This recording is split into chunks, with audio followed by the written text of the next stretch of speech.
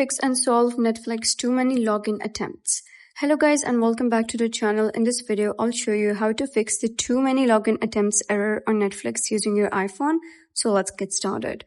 First of all, you're going to close the Netflix application completely and wait for about 15 to 30 minutes before trying to sign in again.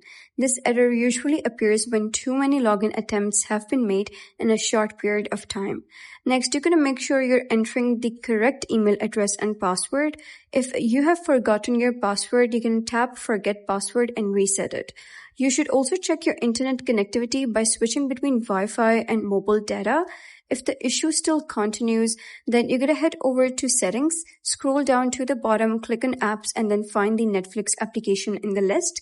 Here's Netflix. So you're going to click on it and you're going to make sure it has the necessary permissions. You can also update Netflix application from the App Store to ensure you're using the latest version. As a final step, try signing through a web browser. If you can log in there but not inside the application, uninstall the app and then reinstall Netflix app on your iPhone. And that's it. That's how you can fix the Netflix too many login attempts error on iPhone.